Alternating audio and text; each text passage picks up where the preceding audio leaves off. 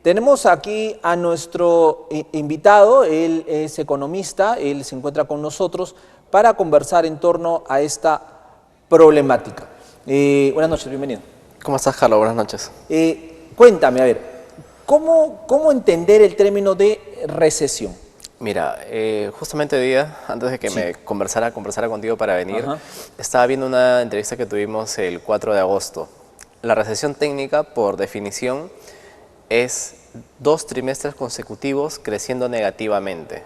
Desde enero hasta junio hemos crecido negativamente y lo seguimos haciendo. Entonces, desde el 1 de julio, cualquier técnico en economía sabe que estamos en recesión técnica en el Perú.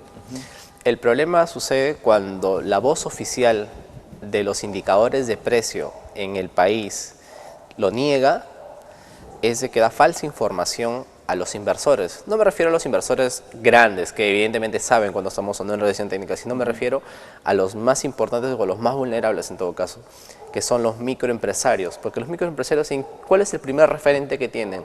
El ministro de Economía. Y si el ministro de Economía le dice que no estamos en recesión, ellos empiezan a proyectar inversiones que cuando las hagan y cuando quieran venderlas no van a encontrar demanda. Pero ahora, Nicolás, si me ayudas, ¿por qué el gobierno ha negado lo que las cifras decían? O sea, las cifras estaban allí, la caída era evidente. Entonces, ¿por qué han tenido que jugar con las cifras? Mira, dos explicaciones. Por parte, digamos, del Ministerio de Economía, creo que más es un tema político por tratar de sostener la mediocre gestión que está teniendo Dina Boluarte. Pero por parte del BCR, que también salió a decir de que no estábamos técnicamente, digamos, en recesión, es porque el BCR en su momento, es decir, en julio, todavía necesitaba que las expectativas de inflación se anclen. ¿Por qué? ¿Qué pasa si Julio Velarde salía a decir, sí estamos en una recesión? Eso significa de que la gente no tiene dinero, no le alcanza. ¿Y qué es lo que tiene que hacer el Banco Central para que le alcance? Bajar mucho más la tasa de interés. Y si hace más barato el dinero, ¿qué pasa? La gente empieza a consumir más y la inflación no hay cuando acabe. Entonces, técnicamente, Julio Velarde actuó oportunamente, mejor dicho, a decir que todavía no estamos en una recesión técnica, porque ya las expectativas a partir de septiembre ya se han anclado oficialmente según el BCR. Entonces, de acá para adelante, Julio Velarde va a decir que sí, efectivamente sí estamos en recesión. Por parte del BCR es, digamos, una estrategia para anclar expectativas, para que la inflación no suba, pero por parte del Ministerio de Economía y Finanzas a mí me parece que es simplemente discurso político. Ahora, ¿qué entendemos para que la gente de alguna manera pues, reciba el mensaje mucho más claro? Porque tal vez escuchar recesión, una palabra complicada, técnica, la ve lejana, pero para que la sienta así que la situación va difícil. ¿Qué es la recesión económica? Digamos, si a una persona, si a un peruano nos agarra la recesión técnica, por así decirlo, de un sueldo, digamos que ganamos el mínimo, imaginemos que es 1000 soles, ya digamos que el mínimo ahora es 1000 soles, y tenemos una recesión técnica, es decir que durante 6 meses, nuestro sueldo ha ido disminuyendo. En el primer mes 50 soles menos, en el segundo mes 30 soles menos, en el tercer mes 20, en el otro 40 y así. Eso significa recesión técnica de una economía. O por el contrario, que este mismo sueldo te alcanza para cada vez comprar menos cosas. Entonces, si a un peruano de a pie le agarra la recesión técnica es o porque le falta dinero o porque el salario no le alcanza para lo que estaba acostumbrado a comprar. Correcto. El empleo también se ve perjudicado. Sí, totalmente. O sea, a pesar de que, digamos, el empleo formal está, digamos que se incrementa poco, pero lo que no estamos viendo es el subempleo o el empleo informal que se está incrementando. Es decir, ahora hay más peruanas y peruanos que tienen que trabajar el doble de tiempo para conseguir el mismo salario o tienen que trabajar en peores condiciones para conseguir el empleo. Entonces, eso también es una suerte, digamos, ese subempleo no lo estamos observando con delicadeza. ¿Cuáles fueron las condiciones para llegar allí? ¿No? Decían, pues, la guerra de Rusia con Ucrania, ¿no? O sea, factores externos, pero no es tanto así. O sea, si bien es cierto, la economía en el mundo está de alguna manera golpeada, pero el Perú estaba económicamente bien. O sea, ¿por qué hemos llegado a estas condiciones? Mira, en primer lugar, porque no tenemos inversión en capital. Ni en capital físico ni en capital humano. Cuando me refiero a capital físico es de que las empresas tengan margen de ganancia para comprar maquinaria nacional o internacional que aumente su productividad y con eso también incrementar los salarios de los peruanos. Y lo segundo, en capital humano me refiero a que Nunca nos hemos preocupado realmente por la educación en sí y tampoco por la malla curricular. Recordemos que en La Libertad solo 1 de cada 10 niños entiende lo que lee en un libro de texto. Desde que solamente 1 de cada 10 niños puede entender un libro de texto, estamos básicamente perdidos, ¿no? Entonces, eso básicamente se resume en el Perú hay una trampa, y esa trampa se llama de ingresos medios. Es decir, si no tengo educación de calidad, si no tengo otros factores productivos que me ayuden a crecer económicamente, voy a estar entrampado en ingresos medios como nación y como población. Es decir, durante toda mi vida voy a estar entre 1.300, 1.700 soles, en el mejor de los casos entre 1.800 soles. Ahí falta el factor capital, tecnología y el factor tecnología. Correcto. Me tengo que ir a una pausa, si me permites, Nicolás Fuentes, economista, experto en gestión de presupuestos.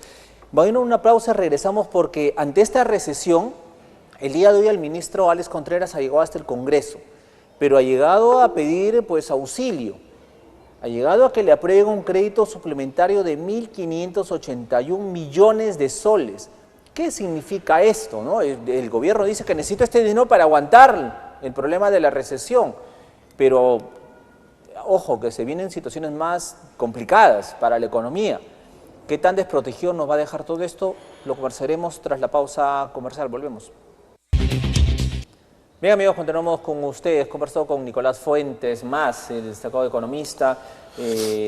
Con él conversó respecto a este anuncio que ha dado el Ministerio de Economía y Finanzas en torno a que el Perú ha entrado ya en recesión. Hemos conversado con él en torno a qué implica esta palabra para todos nosotros, para las familias peruanas. Implica que el sueldo no vale lo mismo.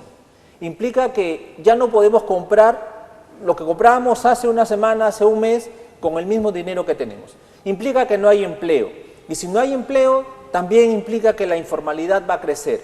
Así que se nos vienen todos los males, al menos en torno a esta recesión. ¿Qué está haciendo el gobierno después de varias semanas que se resistió a aceptar esta condición que ya se veía venir? Bueno, ha ido hasta el Congreso para que le aprueben un crédito suplementario de 1.581 millones de soles, que es lo que ha estimado para aguantar al menos y poder salir, según ellos, de esta situación caótica, como lo han calificado muchos organismos, económicos, o sea, una situación caótica en el país.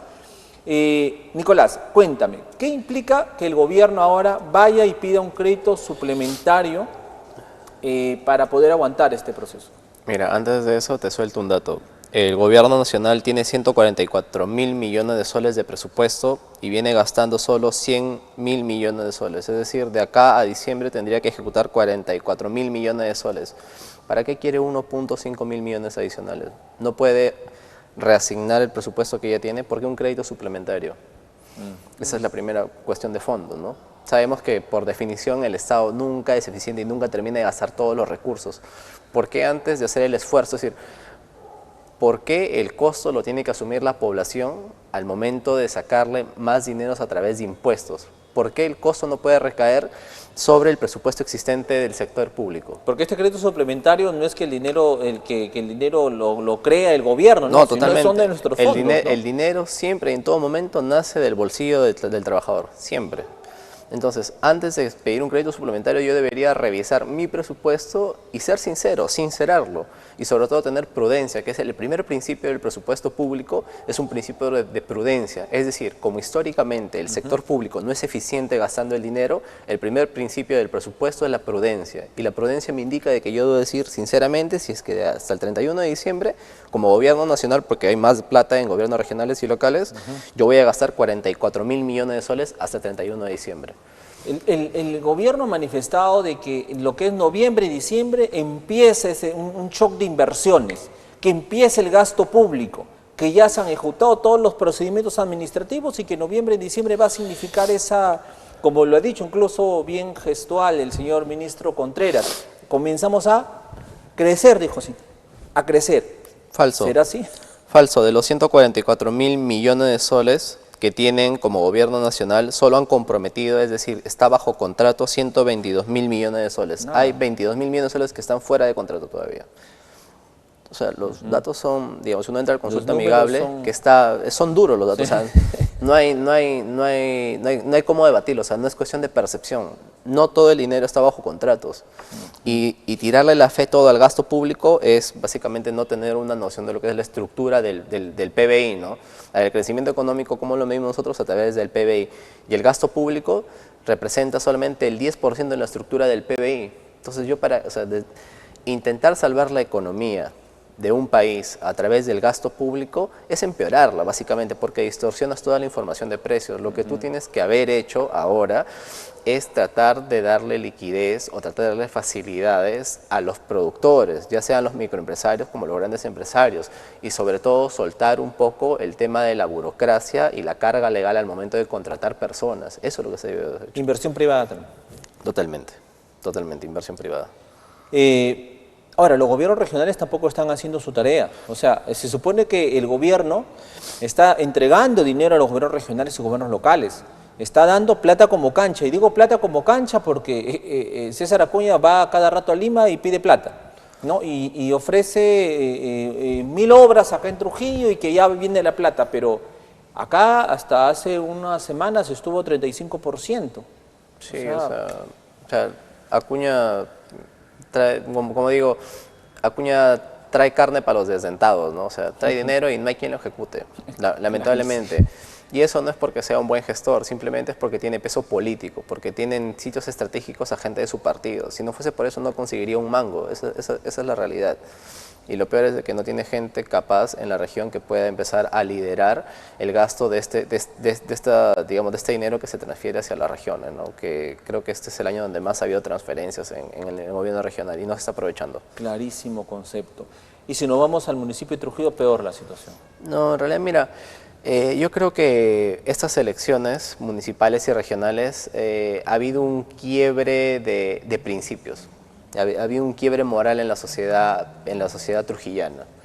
La elección de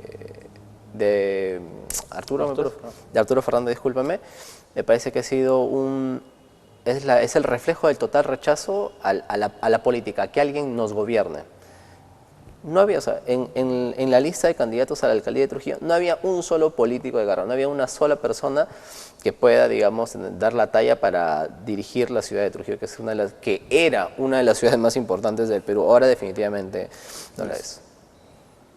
Pero ya Trujillo tampoco puede soportar más, ojo.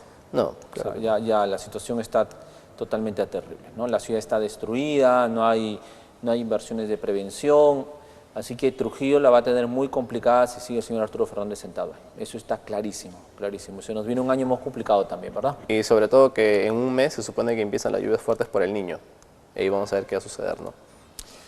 Nicolás, te agradezco muchísimo por estar esta noche con nosotros y darnos detalles, pues, en torno pues, a este anuncio que da el Ministerio de Economía de que el Perú entra en una recesión. Por lo tanto, se vienen las vacas flacas. No, al contrario. Muchas gracias a ti y dispuesto para cualquier otro tipo de información. Un abrazo fuerte. Hasta luego. Nicolás estuvo con nosotros, Nicolás Fuente, economista, conversando en torno pues, a esta recesión que tiene el país.